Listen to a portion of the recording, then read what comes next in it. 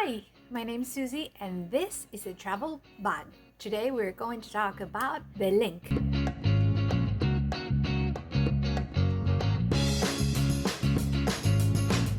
Hi guys, welcome to my channel. Today we are talking about the hotel called the Linq that sits in Las Vegas Strip. If you're new to the channel, welcome. If you're not new, if you're already a subscriber, thank you so much for coming back.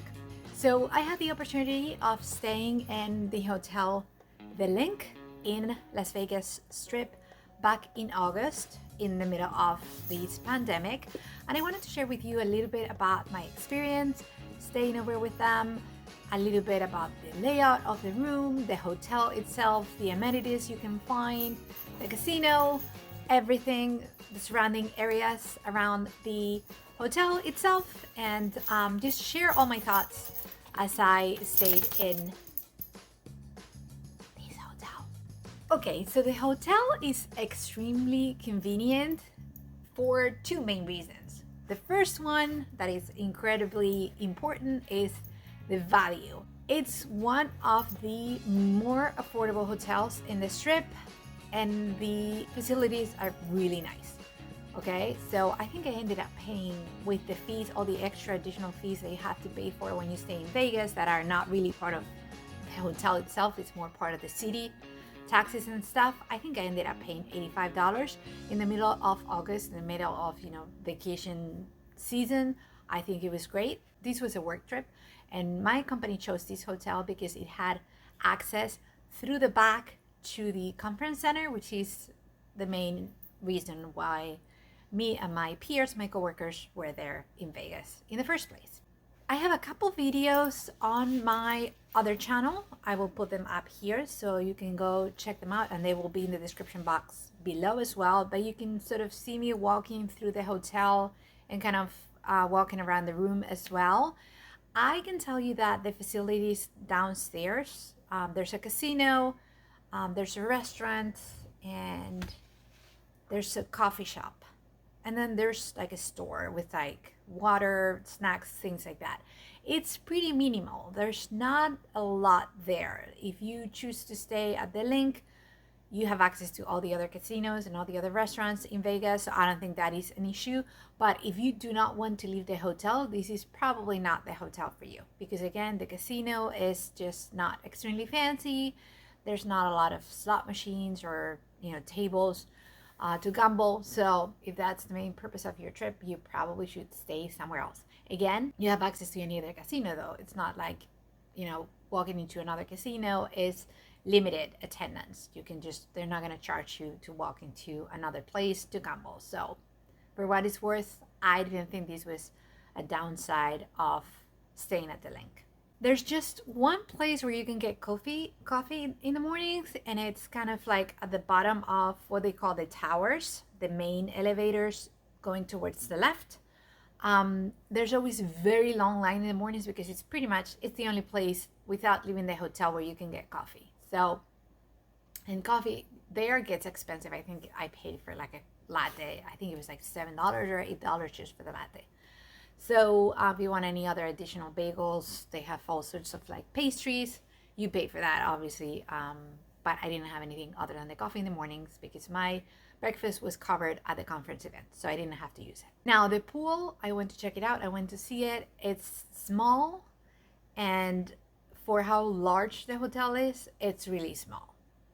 There were a lot of people the day that we arrived, which was a Sunday, and the chairs, the lounges were like next to each other. So it's just packed with people, and I am not sure I would choose the Linq for the pool facilities because it's just not nothing special. It's just a business type of, like, it's the kind of pool that you would find in a business hotel. But there are a lot of people there who are vacationing and not for business, so it was packed. The rooms are a good size. The bathrooms were very, very clean. They had modern amenities. They had a really good hair dryer for us ladies. That's important. They had toiletries as well. You could call and get more toiletries if you wanted to. My bedroom had two beds instead of the one bigger bed. I chose it that way. They asked me actually when I checked in, And I told him I wanted two because I don't take a lot of room, a lot of space, and I always set up my stuff. I lay down my clothes on the spare bed for the following days. That's usually my preference, even when I travel alone.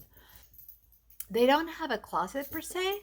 They have like a space for your clothing and then a curtain, and then there's a safety box and a fridge where you can put your bottles. It's empty. You can put bottles of water if you buy bottles of water and keep them there, or drinks, whatever. There's a mini desk that's not extremely spacious. It's okay. I worked there and it was fine. I'm not a big person. I think if you're a big person, you might have an issue because it's really not a lot of space. And then there's a chair.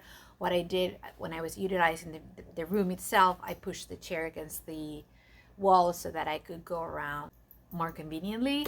Again, it's not a lot of room in that part of the actual bedroom, at least not in the one that I booked. There's a balcony that's not really a balcony.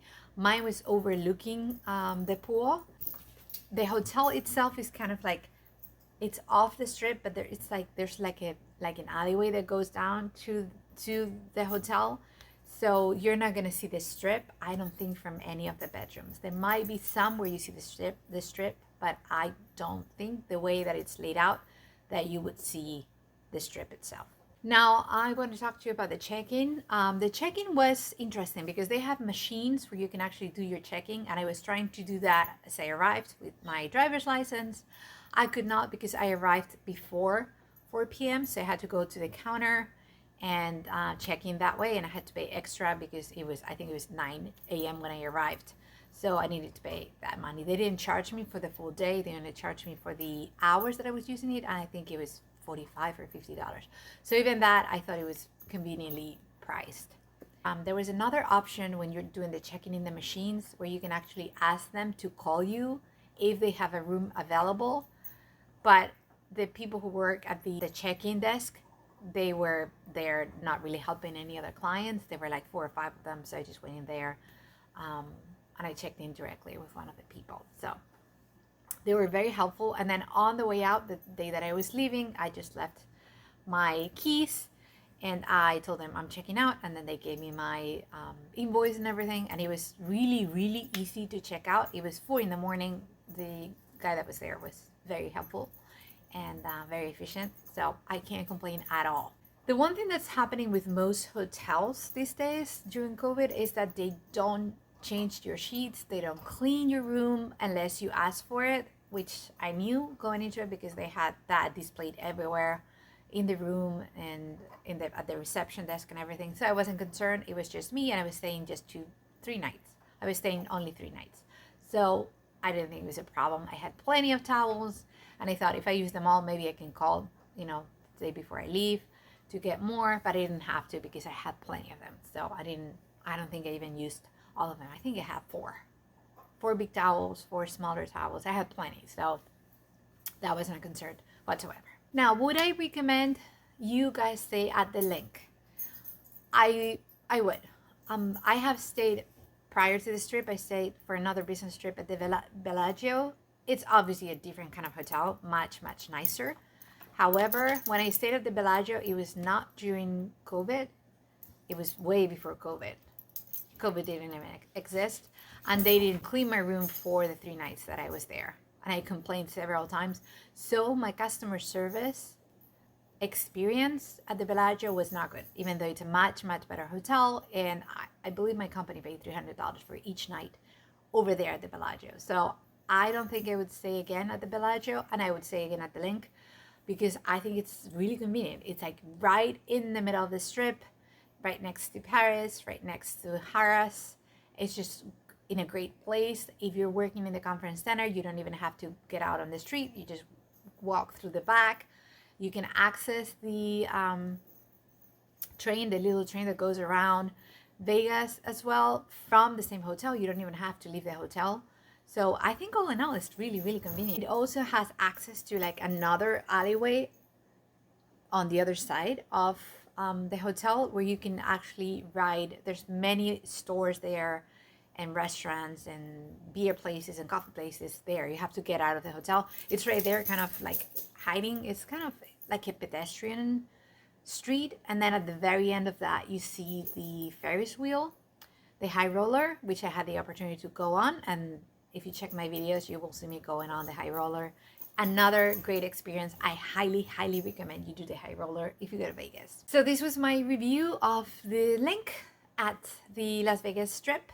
If you have any questions about this hotel, let me know in the comments below. If you like this video, give it a thumbs up. Subscribe for more videos like this one, more reviews about hotels and experiences and travel blogs. There's a lot more coming. And as always, I'll see you on my next video. Ciao.